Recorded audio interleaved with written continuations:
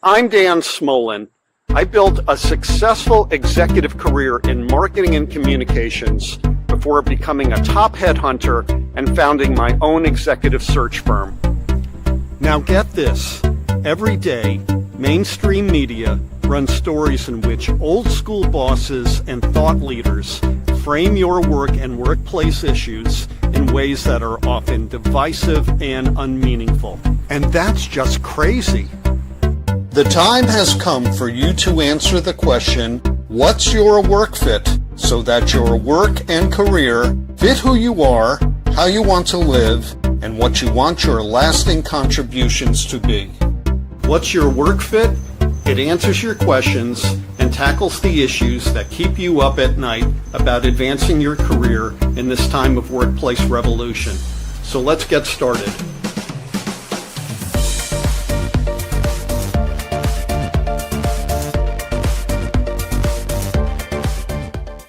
Hey, good day, everyone. Dan Smolin from What's Your Work Fit? I hope you're having a good and successful day. And happy October to everyone. I hope that you are enjoying the pivot into autumn.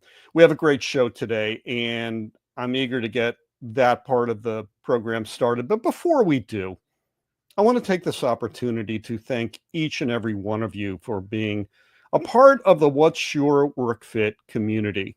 If you haven't done so already, I have an ask, and that is to engage with What's Your Work Fit on both our LinkedIn and our YouTube platforms. You can subscribe to LinkedIn at What's Your Work Fit, and on YouTube, we have the What's Your Work Fit YouTube channel. I recommend both, and here's why. Most of our shows are done live. This one today is not, but for live shows, LinkedIn is great. If you work on LinkedIn all day, you're right there. You don't have to leave the platform. The show reminder will come up and you engage with it and off you go.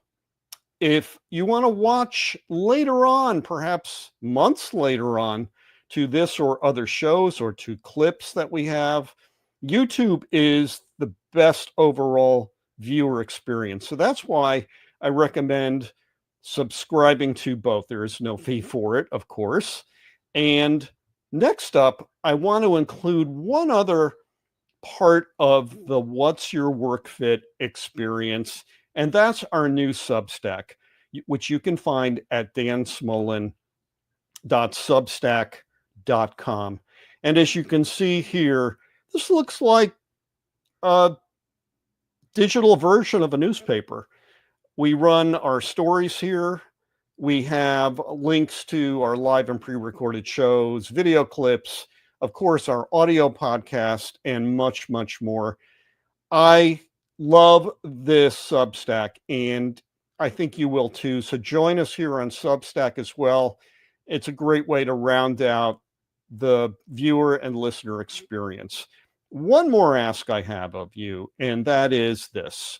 If you are enjoying the experience of being part of the What's Your Work Fit community, my ask to you is for you to tell 5 of your friends to subscribe to What's Your Work Fit on the platforms that we offer.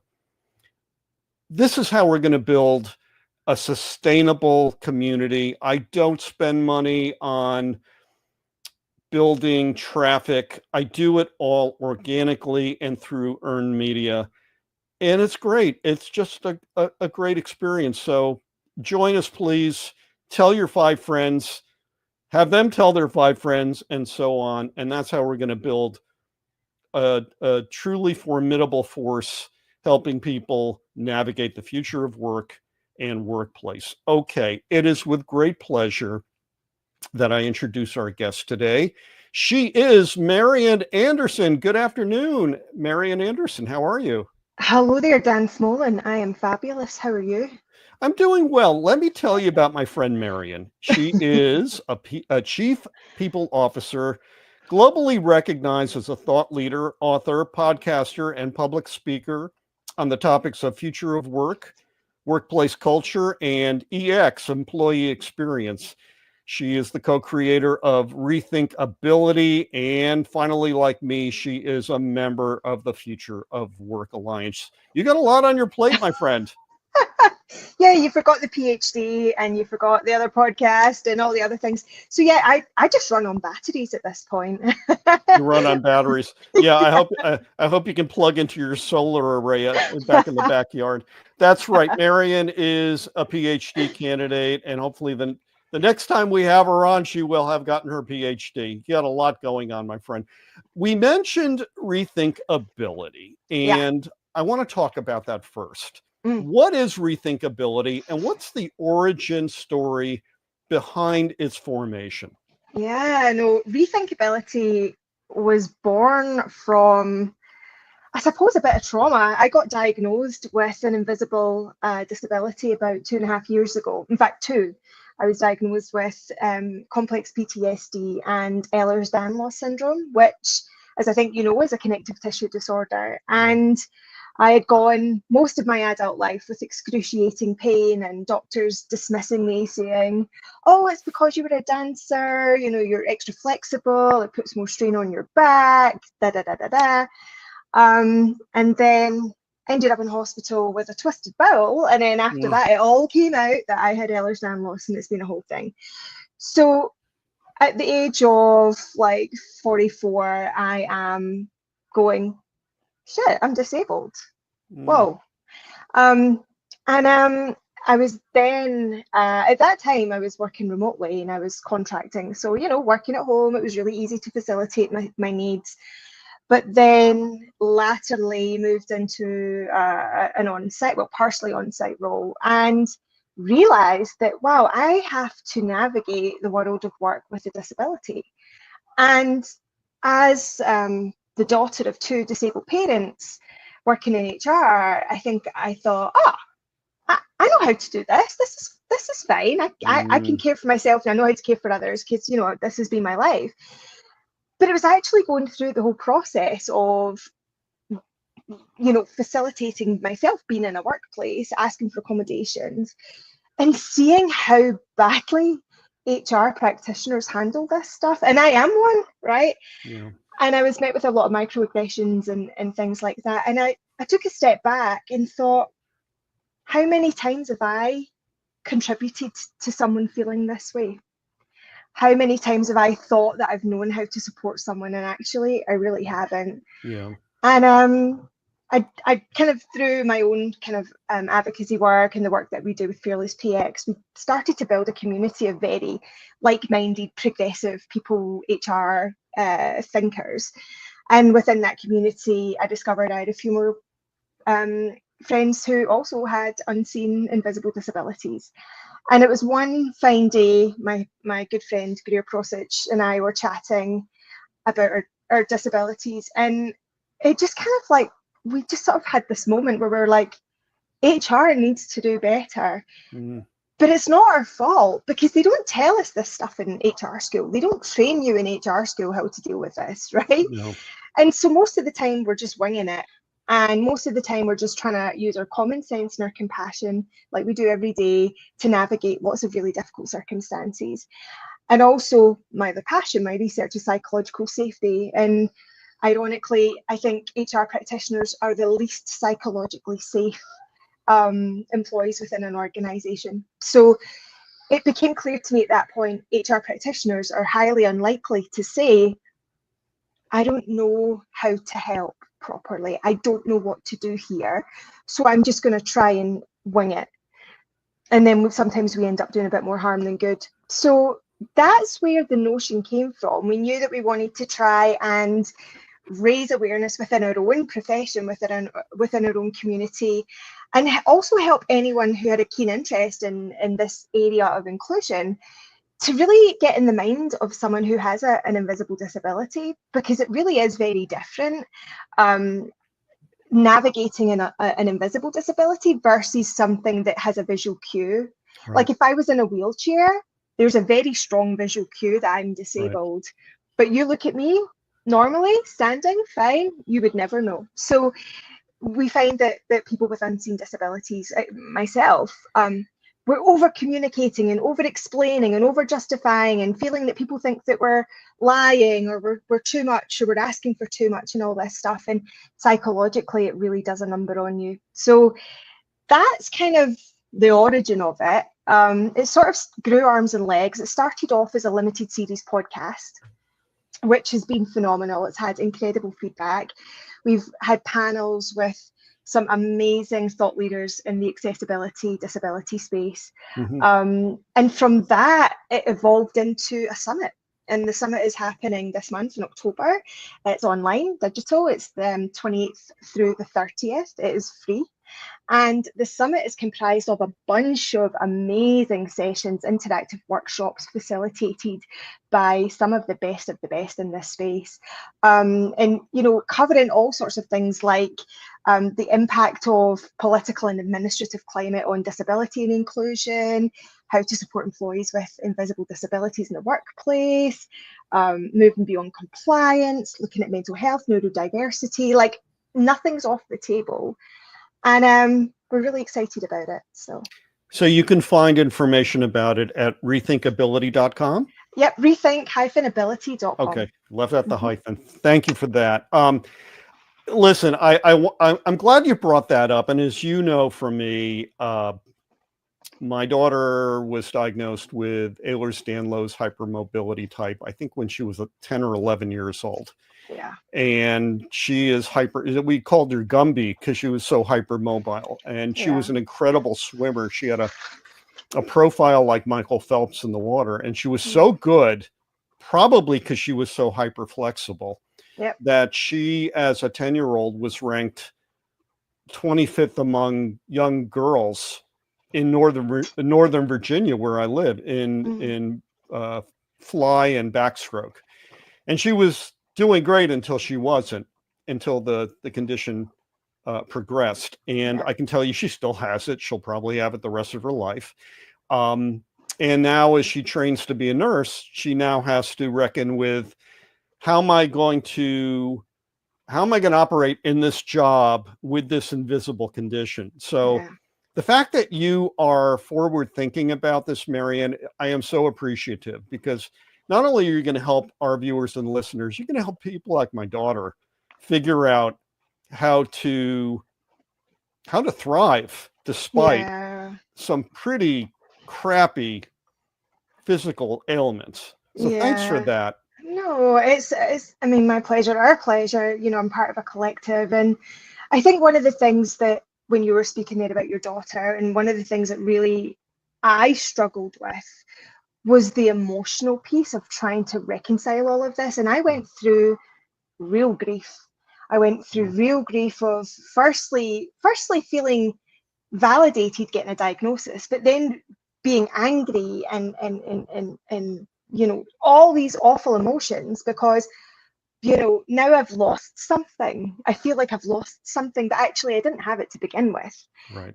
So, you know, I think that the more that we can talk about this stuff and normalize this stuff in the workplace and show people that, you know what, everyone's going to have a disability at some point in their lives. For some of us, it's permanent. For some of us, it's fleeting, right? You break your leg, you're disabled, right? It heals, you're not. So it's going to touch everyone at some point. We have to stop seeing it as this stigma and this thing that's uncomfortable, and we don't want to, you know, we don't want to address it, because do you know what? It's life, it's reality. Let's just get on with it. So that's great. And it gives us a good primer to our topic today, which is why should we reimagine HR? Right? Look at this poor HR director staring at all those sexual harassment briefs, right? I kid. HR, the reason I wanted to talk to you about this is I've long believed that HR was like the Rodney Dangerfield of occupations within a company. You know, Rodney was famous for saying, I don't get any respect. And HR directors typically don't get respect for a lot of reasons. And they're always left to clean up often big honking messes, be it sexual harassment or lawsuits, or, well, you know, we talked about hidden ailments on the job and somebody feeling that they're being discriminated because they're not getting, the minimal amount of support to do their job well. So get us started. Why should we reimagine HR? Because it's a shit show, my friend. It needs to be blown up and started again. Oh, God, that is such a loaded question. And it's so complicated and so multifaceted, but it's something that I think a lot about, and I spend a lot of time in this space. I had a realization not that long ago where, I'd been supporting a difficult business activity and got home, had a glass of wine, got in the bathtub and cried in the bathtub for an hour and thought, what the hell? And it made me really kind of reflect quite deeply on our profession, where we are. And again, go back to what I said a minute ago, HR people, in my opinion, are the least psychologically safe in an organization. Yeah. And the other thing is that we carry the weight of everything and everyone. And ultimately, we are the junk drawer of the business, because do you know what? If it's vaguely related to a human being, it'll get dumped at our feet, right? Right. Why is that? Now, there's lots of kind of reasons for that. One, historically, if you go way back in time to the Industrial Revolution, the early days of our function and leading into personnel management was about compliance and control, right? And it was all about, protecting the business and, keeping workers in line. And then over time, that's evolved to be more of a both, I guess, support the employee and support the business. And there's it's kind of like one of the things I think that I really see is that it's a profession that it's a science, people science, right? It's an art and a science, but there's still a lot of practitioners out there who have maybe never undertaken any form of structured learning. And so they've learned by osmosis, they've learned the profession. They fell into the profession because they like people, right? They were quite good at people's stuff. And then they've learned the job from Mary, who learned it from Joni, who learned it from Betty, who learned it from Sarah, like back in the days of personnel management. And so it's kind of like that game of telephone, right? Where, the message kind of changes over time, but maybe it doesn't stay true or stay accurate. And I think that there's a lot of practitioners who have learned on the job. They've learned the what and the how, but not necessarily the why. And the why is the scientific underpinning to all of it, because there has to be rationale to the things that we do. And so I think that often we're our own worst enemy. I think that there's a lot of incredible practitioners in the space. I also think that there's a lot of people in the space that don't actually fully grasp what the profession is today and what it needs to be today. So continue to perpetuate these dated kind of stereotypes of what the role is. And so it's a mess. It's a hodgepodge. I think the other thing is that the terminology is used interchangeably. Like if you ask 5 people, what's the difference between a CPO and a CHRO? They're all going to say the same thing. And actually, they're not really the same thing. It's the same with what's the difference between an HR manager and an HR business partner. The terminology is used interchangeably. And that's where the junk drawer thing comes in. There's an issue with my pay this weekend. Okay, I need to go and speak to my HRBP. HRBP doesn't touch payroll. They don't know why your pay is wrong. There's a strategic partner to the business. So it's just a big mess of definitions, of terminology, of qualification, of all sorts of things. That hence why let's just blow it up and start again. I think you're right about, especially in the early part of the 20th century when it was a reaction to the things that a business had to align with to make sure they were doing business properly. And so there's a lot of boxes checked off by the person running HR.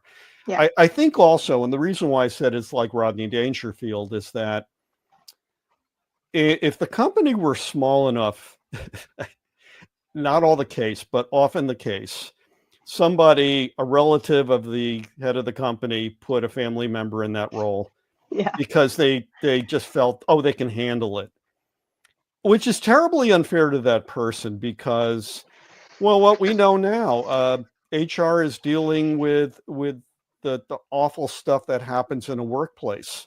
Yeah. And that doesn't make them feel good. It makes them feel like villains. It Right? does. Okay. So in the times that I've been laid off on the job, it was HR who gave me the severance letter, Yeah. who pulled me aside and said, sit down, close the door, Yeah. And I felt awful about how I was treated at the time, but many years past, I have pity and compassion for those folks because they aren't empowered, or they hadn't been empowered to do the things that we now know have to be done to make an organization thrive. Yeah, and that's accurate. And here's the thing, like in your experience of where you were taken into a room and there was a member of HR in there, that's old school, right? Because modern practice, that's not our job. That's our job isn't to fire people. Our job is to advise, guide, be a strategic partner. But it's not to do that. That's the leadership's job. That's the leader's job. And so in a modern practice, the way that would go now would be, yes, that whole process would be built and developed in tandem and support with and through advisory from your people team. But ultimately, the person that's sitting down and having that difficult conversation should be a member of the leadership team. But we're still fighting against so many heavy stereotypes. Like I'm a big fan of the show Hacks. I love it. And I just watched season 4, and there's a character in there, Stacey, who's the HR from the studio where she films her late night show. Love that and character. Yeah. And I loved it, but I would find myself I could feel the steam coming out my ears because she's Stacey, the HR chaperone, and she's running around with her her clipboard, and she's like telling people what they can and can't see, and and I'm dying inside because I'm like, yes, I know it's funny and it's parody, but this is the stereotype and this is what we're fighting against. And we don't help ourselves when we continue to kind of deliver on those things. I think as well, leadership teams, C-suites, have a massive responsibility to pull themselves into the 21st century and really understand what is the true meaning and purpose of having a strategic people team, because we know people are our greatest resource, they're our most expensive resource, right? Exactly. So we have to treat them well, and that's not just paying them on time or giving them a nice seat, right? It's a lot of things, and it's creating psychologically safe cultures. It's giving them equity. It's giving them the tools that they need to be successful to thrive, and that's where again the science of people comes in. And so there's a lot of work to be done to get us to where we need to be. I want to just cover off on a few things that I found. It was sort of like a Dave Letterman top 10 list, which is the biggest complaints that HR managers have of the work, and I'll just rattle this off. Heavy emphasis on administrative and not strategic. A lot of risk aversion, covering up, the mess in aisle 5 and the bureaucracy. Not a lot of data insight. We can talk about that later, but also an inability to be good employee advocates. The bureaucracy that slows them down from adapting positive change, doing one size fits all mitigation programs. Yeah. No focus on culture, not even minimal, no focus on culture. A lot of transactional stuff, the stuff that I talked about. Maybe that's the person who exits me out of the building, whatever. Difficulty aligning with business goals, and number 10 is the biggest one that I feel burdens them, which is low credibility with their senior leadership, right? Yeah. So let's get to the chief people officer, if you will, and I want you to talk at some point about the difference between the CPO and the CHRO. Mm-hmm. But here are the challenges that CPOs have, chief people officers. Defining an employee value proposition, or at least allowing talent to develop their own individual EVPs. Mm-hmm. Number two is, what is the workplace? It's not just a physical presence anymore. You work remotely part of your week. I work remotely all of my week. Mm-hmm. The sense that we are all collating, set up in a co-located experience is no longer the case. Yeah. We're now dealing with agentic AI, and that's throwing a huge amount of sand in the gears. Mm-hmm. We're now reckoning with the fact that we have to roll up people insight and understand what it means and how to use it. Mm-hmm. There's also the fact that we have to drumbeat perpetual learning and reskilling, because you just don't come out of school and you're done and you don't have to be trained anymore. So that's falling under the CPO. Mm-hmm. Leadership. We're no longer islands of responsibility. Many of us operate as members of teams. Mm-hmm. So fostering leadership at all levels. Number seven certainly applies to your experience, which is well-being and mental health, and Mm-hmm. creating neuro inclusion in the workplace. Number nine, I put in there because, it pokes the bear. We're not supposed to talk about DEI anymore, but we have to. We have to. And by extension, cultural inclusion. Yeah. So it's not an easy job. It's now these people don't have to deal with just the crappy stuff that happens during the day, but now they are faced with these new challenges, many of which are happening in real time, and Yep. they themselves may not have the skill or the Yeah. support to handle them well. Yeah, and this list is only not even scratching the surface, right? Because we haven't even got into any of the commercial aspects in there. We've not got into, the working with a CFO on cost and all of the other stuff, the true business stuff that falls under the remit as well. That again, a lot of people don't think about. So the role is so complex, so multifaceted. One of the terrifying things is that there's incredible CPOs that are leaving the profession. Maybe they've done 2, maybe 3 stints as a CPO through different stage growth of organizations, particularly in startup, and they get to maybe the second or the third and they're like, peace out, I'm out, I'm done, I'm burnt out. And they're burnt out because of all of this. Right? So it's not just all of that stuff, but it's all the other crap that you gets thrown at you. Again, you're the dumping ground of the organization.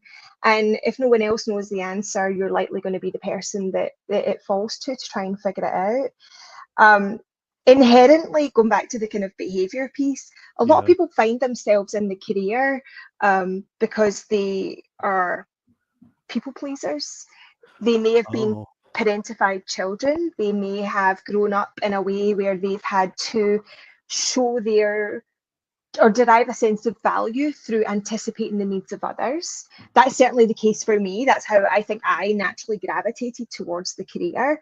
And so when someone is codependent or a people pleaser or whatever, they burn out because they give and they give and they give and they give because they derive their sense of self-worth through the service of others or to others. And so layer that in as well. It's wild. There's some amazing research coming out of the United Kingdom. There's a great team in the UK. Dr. Jo Burrell is part of that team, and she's a clinical psychologist. And they've done a study where they've surveyed a massive number of HR practitioners, and to really understand what are the psychological impacts that all of this stuff that they're carrying is having on them. Really terrifying stuff coming out of that. Like, people who work in HR are 2.5 times more likely to suffer from depression than anyone else. The data around how it's impacting people psychologically, how it's impacting them physically, again, disease, dis-ease, right, Yeah. is wild. And what became really clear through their study and through my own observations is no one asks how we are. Right. Like, we ask how everyone else is. We're checking in on everyone else. How are you doing? I know that layoff was really tough. Are you okay? How can I help you? How can I support you? But that night I came home and cried in the bathtub. Yeah. No one asked me how I was. No one said, are you okay? What do you need? And it really brought home to me the fact that we're not supported. We support everyone else and we're not supported ourselves. And one of the things that I've learned from spending time with Dr. Joe Barrell is that, you know, in psychology, it's normal that a psychologist will have a psychologist, right? They'll always have a partner to support them. So you're always having someone that you can be treated by, you can get that support from.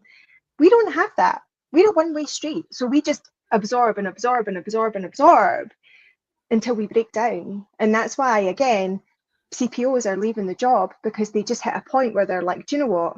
I'm done. I'm going to go and bake cakes for the rest of my career Right. because, you know, I've taken the company to IPO, I've made some money, time to get out of Dodge. So is there a brain drain in the space for 100%. and so people are going off and becoming entrepreneurs, baking cakes and escaping corporate life? Yeah, I think that, you know, fractional is definitely a huge movement and is becoming more and more, and for lots of reasons. One, for this, right? Yeah. Doing it 24/7 is not sustainable for many. Also, you know, certain stage of growth organization, you don't need a full-time, you know, total rewards person. You don't need a full-time CPO, even if you're a very early stage. So maybe fractional is right for you, where you have someone 1 day a week, 2 days a week, whatever. And again, that allows the practitioner to curate the work that they want to do and be able to manage their health, their mental health, give themselves more flexibility.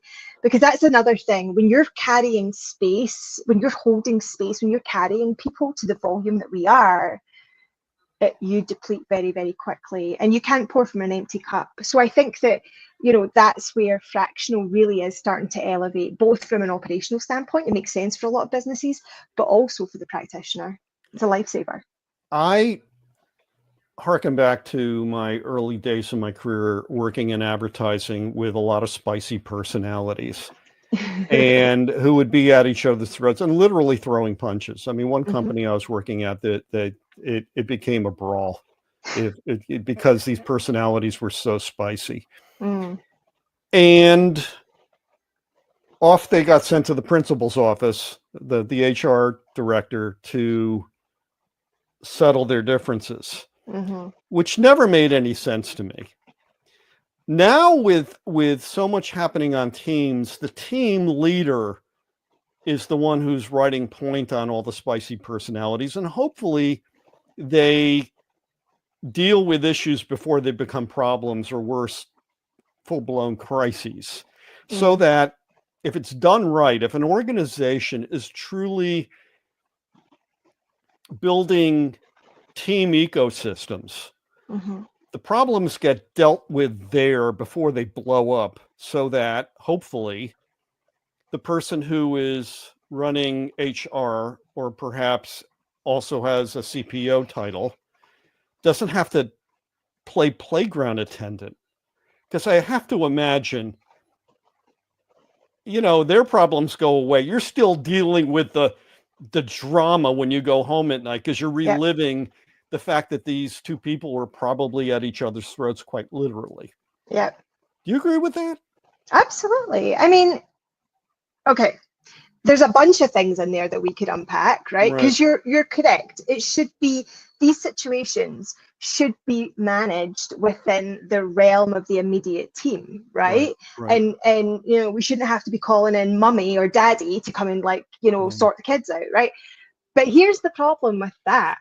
That's amazing, but it's utopia. It's not reality, because guess what?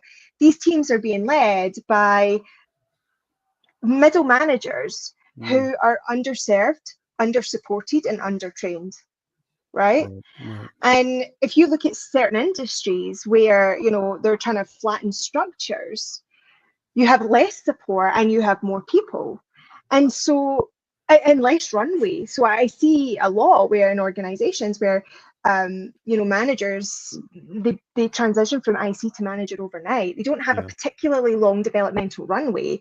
Training budgets, what are they now, right? Like, who has that anymore? So, they're learning on the fly, and they're having to learn by failure. And here's the thing, if the organization doesn't have a culture of psychological safety, learning by failure is not allowed. Learning by failure is bad, and that adds more pressure, more strength. There's a reason why Gen Z and beyond do not want to manage people anymore, right? Because it's crap. Yeah. And there's no reward, or there's very little reward. So what happens then? That goes tits up, for want of a better word. The manager can't manage. It's beyond their capabilities. They're struggling. They either burn out or go sick with stress or check out. Their performance drops. And it still rolls up to the HR practitioner, because guess what? They still have to go in and clean up that mess too. So it's a continuation of one big problem. And if we could actually get to the root, if we could really nail down, where do I need to focus as an HR practitioner, or as a leader, as a CEO, as a C-suite? Where should we focus with our people? What will make the biggest impact for our business? And what my academic research tells me, and common sense and observation, it comes down to three things, right? There's three critical areas in a business that if you focus here, you will reap the rewards. And to me, that's leadership, transparency, and trust, psychological safety, and manager capability and enablement. If you look at the results of any employee survey and you read the comments, right, all the qualitative data, when you go through those comments and you kind of do any thematic analysis, they all roll back to any one or more of those things, right? Transparency, trust, psych safety, manager enablement, and capability. So as organizations, if we could focus on those things, if chief people officers and HR teams and leadership teams generally focus on that, it will really help alleviate a lot of the problems that they face day to day. But we don't. Yeah, and trust, I hear more and more, is at the lead of that conversation. Yeah. It's not a one-way street, CEO. You cannot demand that. That person reporting to you, be it a CHR, be trusting, trustable, and you are off the hook. It's a two-way street. And if you want that person to succeed, you've got to start with trust. And that's hard. That's hard for a lot of people. And I think you're right. Gen Z, to a certain degree, millennials as well, see what they experience in the workplace and see how managers or team leaders get beat up, or HR gets beat up, and they're like, why would I want to do this? Absolutely. It's rough. It is rough. Right? And I really love what I do. I'm really passionate about what I do. And my kind of mantra right now is I just want to leave my profession a little bit better than how I found it, right? Which is where the passion and the drive for all this work comes from. But I'm also, I'm not at the end of my career, but I'm certainly not at the beginning, right? So, I can sustain for that period of time, but I can't imagine being like 24, 25, looking at, around me and seeing how these careers are playing out, and the amount of stress and complexity that leaders are managing, and thinking, oh, I want to do that. That looks great. No, and yet it is such an important part of a corporation. And what if the work were better? What if somebody like you've just described, Marion, can get into this profession and, like you, purpose themselves to leave it better than where they found it? Yeah. That gets to better outcomes. And if the C-suite can reckon with that, this is something I've been drumbeating now on this show for 3 years. Mhm. And in pre-production, I would do, I want to really do something about CPOs. I really want to do something about how I think it's mission critical in the future of work to have trailblazing CPOs who are respected, Yeah. whose white papers get read, who are showing up on podcasts talking about their work. This is before I met you, of course. And you validated that, because it's, to me, I had a lot of friends who were HR people. Mhm. One of them was from one company. He and one of my coworkers got married, and I mean, he was the second in charge of HR in our company, and he always looked beat up. And I felt Mhm. so badly for him, because he was so smart and Yeah. had a lot to offer. And that's a great opportunity in the modern workplace to really find ways of trusting, Mhm. further supporting these talent, and then allowing them to streamline and modernize what is a work paradigm that's probably been unchanged since 1908. Yes. Yeah. Yeah. I mean, it's this is the thing that's kind of nuts. We're at an inflection point, Mm-hmm. right? We're at an inflection point, and I think that the profession is either going to really figure this out and move forward, Yeah.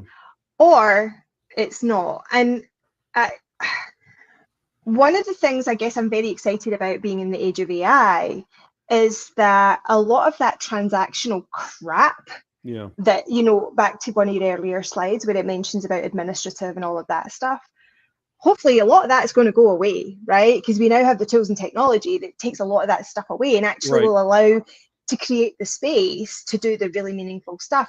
But I think this is where we'll see, we'll sort the wheat from the chaff, right? Because those who love the busy work of HR and like to, do all of that transactional stuff, well, that's going to go away. So either the skills have to evolve, or it shifts into something else.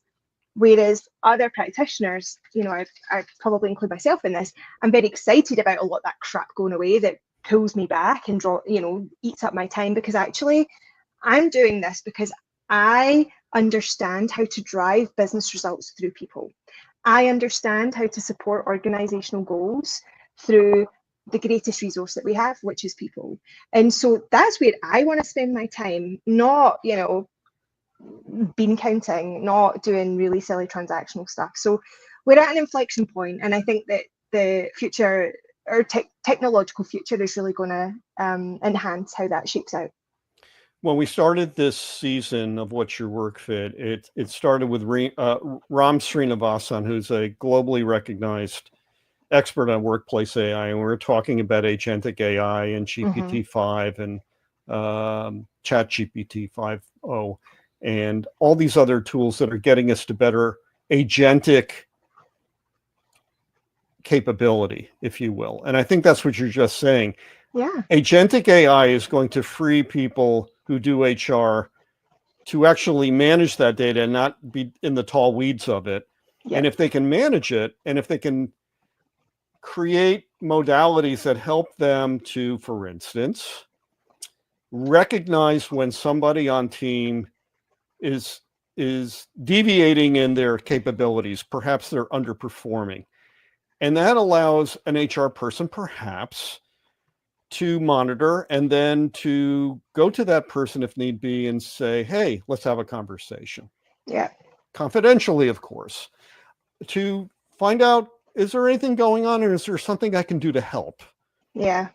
That to me, I think would be a game changer. I hate that term, but you know what I mean. Yeah. For somebody who hates the tall weeds aspect, the minutia aspect of HR, but actually, like you just said, I want to leave this better. I want to do right. I want to make things better in the workplace. Yeah. Yeah. Here's the thing, right? That You can spend thousands of dollars on Right. Ivy League education, right? Right. But here's the basic truth. Treat people well, make them happy, they'll work hard, you'll make money. It's Yeah. as simple as that. It is not rocket science. And we seem to overcomplicate things, and we seem to, you know, really make it more than it needs to be. Treat people well, make them happy, give them what they need to be successful. They'll work hard for you, you'll make money, right? And Yeah. yes, I know it's oversimplification, but it really isn't any more complicated than that. And I think that what we have to do to allow people practitioners to be able to really drive that forward is we have to clear the decks of all the crap. And we have to stop being the junk drawer of the organization. We have to stop saying yes to everything. We have to be better with boundaries. We have to be clear what our roles are. You know, we have to educate ourselves and be able to say, yeah, that's not in my remit. I don't do that job, right? Right. There's so many things that we have to get better at doing to then be the force for good that we need to be to drive businesses forward. And I think that HR wants to have a part in hiring better. I don't mean hiring better people, of course, but to make the process more equitable and more understanding of perhaps neurodiversity. Now, Absolutely. at the end of this past season, we interviewed Kelly Colon, who supports neurodivergent people. She's also an educator, and she said something that I think every HR person should run hair on fire to the C-suite with, to say, we need to change the things that not everybody presents well in. For instance, the face-to-face sit-down interview, which feels like you're, you know, in a holding cell at the police station. And for certain people, perhaps like yourself with PTSD, I know with my daughter with PTSD, that kind of oppositional framing makes her very nervous. And what Kelly said, and I love this is one of the most favorite things that I've ever heard, which is, how do you like to be interviewed? Would you, for instance, prefer that we have a shoulder to shoulder walking interview? We'll go out in the park and we'll talk to each other. Guess what happens? People, when they are given the opportunity to choose their best presence, present well. Yeah. And they interview well. And I know as in 20 years as a recruiter, it was always done the same way because it created comparability, but it didn't necessarily allow who I thought were the best candidates to shine. And I think HR could own things like that. And like you, rely on science, rely on behavioral science, which is, it's science. Yeah, rely on data. And again, we come back to the why, right? Not the what, the how, but the why. And I think that there's that, for the profession to be taken seriously and for that credibility, you have to be able to articulate the why. And the only way you can articulate the why is through education. And again, that doesn't mean you need to go and do some fancy degree or fancy masters. It can be an apprenticeship.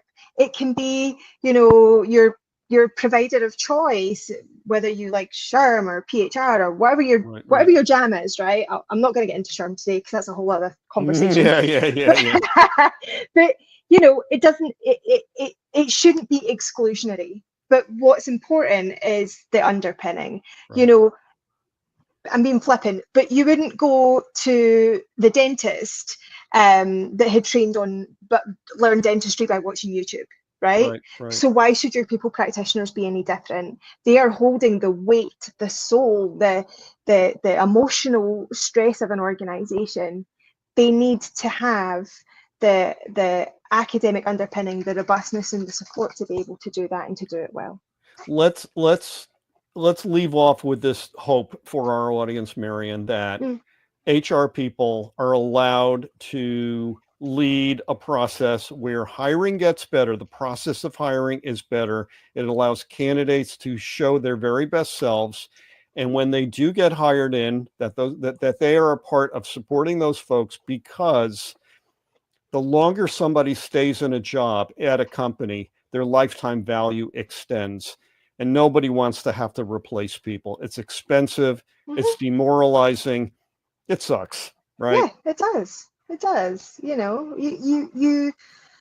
We're creating environments where we want people to thrive. And, in the modern workplace, people are job hopping for lots of different reasons, Right. primarily financial, right? Let's call it out for what it is. But you want to create as sticky an environment as possible. You want it to feel magnetic. You want people to want to stay. Whereas right now, they feel like they have to stay because the job market sucks, and it's music. The music stops. If you don't have a seat, then you're screwed, right? Once we get past this horrible place, God willing, our job is to create that sticky environment, that magnetic pull. We want people to want to be there. I'm so excited by this. Before we get to our last question, I want to go back again to Rethink Ability. And for anybody who came into this perhaps halfway in through the show or didn't catch it on the early part of the show, where can they find out more about the Rethink Ability Summit? Absolutely. So the website, Rethink, Rethink-ability.com. Thank you. The word just went in my mind. Yes, rethink-ability.com. Also, Rethink Ability has a LinkedIn page as well. And through the Fearless PX, our LinkedIn page, we also have a lot of content related to the event as well. So, and how do people find you? I know you're on LinkedIn. Where would they find you? They will find me on LinkedIn, Marion Anderson PX. But if you look for Marion Anderson, the Fearless PX, you'll find me there.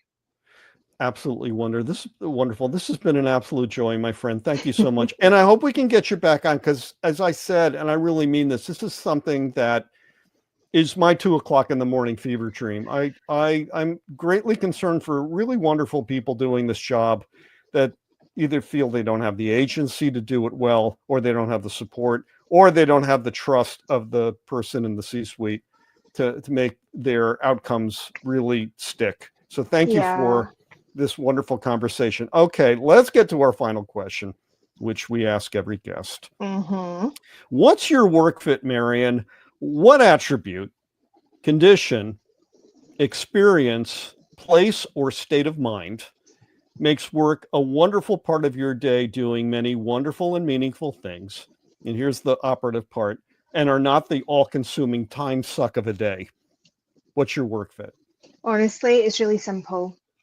It can be anywhere, any place, any time, as long as it's psychologically safe. As long as I feel safe to be able to say, I don't know, I don't agree, I screwed up, I have feedback, I have thoughts I'd like to share. As long as I feel safe to do that and to be able to express that, where I am in my life, that's all that matters to me, because that's what gives me all I need to be able to be successful. Thank you so much for joining us today, and I'll see you at the summit. I'm so excited.